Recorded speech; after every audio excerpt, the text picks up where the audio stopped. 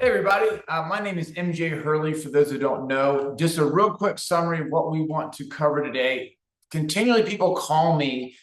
They want training. They know they have a problem. The problem is that they're either misaligned as to what they need, or they're having a hard time quantifying the issue so that they can either decide to make the investment or pitch it to leadership appropriately. We just don't know what the business problem is. And just a lot of people are frustrated. I know my team can't write well. I need a course. Please help. And so what this video is going to do is just give you some things to start considering and thinking about. The thing I always tell people is you're never going to invest in a solution until you're able to understand what the size of the problem is. I had a gentleman talk to me yesterday, pretty common for us. He comes to us and says, hey, I need 6 hours of training. And my question always when someone says that is, why 6 hours? Who decided on 6 hours? Well, that's all the time we have. Management there's no way management would be willing to invest more than 6 hours. And I said, well, okay, that might be true, but if this problem is going to ruin the business, are they willing to invest more than 6 hours? He said, yeah. I said, okay. Well, is it worth a conversation then to understand what the business problem is, to see what the investment is worth? He goes, yeah, but I don't know how to quantify that. We do. That's literally our job. So what I want people to walk away with this, from this with is some confidence that they have the ability to quantify this issue so that they can either decide for themselves it's worth investing in or it's not. And if it is worth investing in, let's make sure that we have a solution that properly fits to the size of the problem that we are trying to solve. Too many times people come to us with training and they're just trying to fit it into a time box. Hey, I have 6 hours. Hey, I have 30 minutes next Friday. Training is about solving a business problem, period. You're not going to invest in any solution that's not going to move the needle and have an ROI associated with it. If you don't know what success looks like, we don't know what problem to solve. And that's where I like to start with most teams is 12 months from now, what's going on today that you don't want to exist in 12 months? How do we know that this worked? And a lot of people don't think about this from a business standpoint. They just think my team's not doing this well. I need help. So what this video is going to do is help us walk through some ways to start thinking about measuring and quantifying what today's problem is. And what is it that we want success to look like? Again, if we can't quantify and prove a value, then no one's going to invest in it, right? So this is hopefully helpful to get you to start thinking about ways for you to determine the size of the problem, because there is a quantifiable way to measure this. And frankly, if we're not doing some of this work, we're either missing opportunities or we're investing in things that don't need to be invested in. And neither one of those are great outcomes. So I want to share my screen really quick. Just walk you through. This is a portion of an assessment that we did for a Fortune 500 company in the medical device space. They deal with the FDA. They came to us like most clients do. Hey, my scientists can't write. My engineers can't write. I'm spending a tremendous amount of time giving feedback. There's back and forths going. We want to have a 45-day or a 30-day turnaround. We're not hitting that. It's missing deadlines. And we just think that the team needs to be able to write better. Sure, absolutely. So let's talk about what's happening, why it's happening, and then how can we solve this problem for you? Okay? So the first piece is there's some things that we just can't quantify in the writing process. I'll be the first to think about that and fall on that sword. But there's a cost of misunderstanding, for instance. When we send a document to a client or an internal team and they don't know what the ask is or they don't read it, we don't know how to quantify that, but we can make some assumptions that that's happening, right? Are we not winning enough business? Are we not getting enough internal approvals? Are readers just putting it down and doing nothing? Or are things taking 6 months to get approved that should be taking 6 weeks? There's a cost to this. Hard for us to quantify, but certainly a part of the puzzle. You can read through this as well. In this situation, they had too many tools. Writers were taking far too long to get projects done, mainly because the tools were expansive. Also, the reviewing process or the inefficient reviewing process played a huge role in this as well. So just want to make you aware that there are certainly some things that we can't quantify, but I want to focus really on the things that we can, because to me, these numbers are, I think for most of our clients, bigger than they thought and concerning, frankly. So there's two sides of this equation. You have writers and reviewers. That's all part of one process.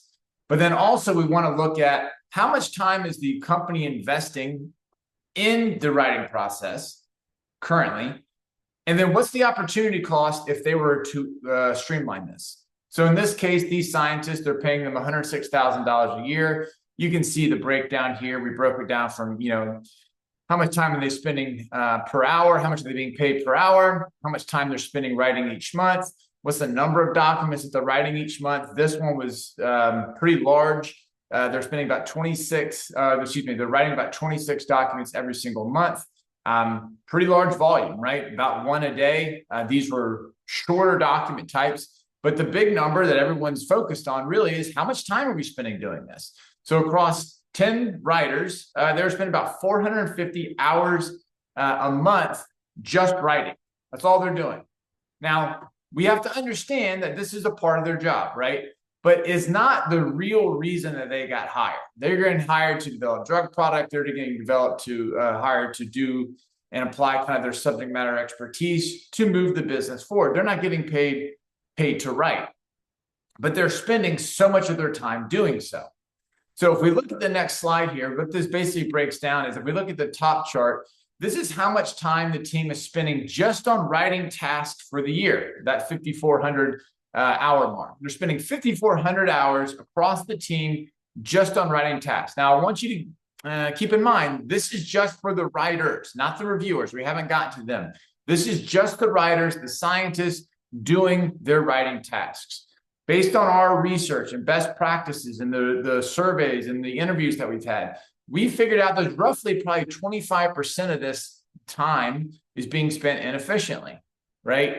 That's an important number because part of this equation is we want to think about this as an opportunity, right? The process isn't working. We're spending too much time doing it. If we were to save the team 25%, how do we repurpose that time? And what would that do for the bottom line of the organization? In this case, we figured out those, frankly, be worth millions of dollars in bottom line in terms of drug development, right? We could boost the company pretty significantly, this department pretty significantly, just by having the team spend more time in the lab doing literally what they're being paid to do. The other side of this, because I think this is important, if we look at the bottom, this is how much time is being spent or how much money is being spent just to maintain this process, just to maintain the poor writing, right? So they're spending about $280,000 a year just to have this team write. Again, if we assume 25% reduction, that cooks out to about $70,000 a year. Basically, they're lighting 70 grand a year on fire to pay the team to not be as efficient as possible. But for them, the bigger number is that 1368 number. We can repurpose that number, and there's an opportunity cost to that. How do we get the team to be more efficient and more effective? They're spending far too much time writing. We want to cut that down so they can do more important items. They can create drug product, and they can, frankly, affect the bottom line much more significantly in the lab than they can as writers, right? So the other side of this, and this is frankly where a lot of people, they don't consider, is that the reviewers have a huge role in this as well. A lot of people just focus on the writers. The writers need to write better. Yes, they do. But the reviewers are often the ones that are most heavily impacted. The reviewers are often more getting more money. They have a higher salaries. Their time is more valuable, frankly. If we start looking at this, you can see at the top here about how much money that they're making on average per year. And it broke down across 7 reviewers that they're spending about 360 hours a month just reviewing team documentation.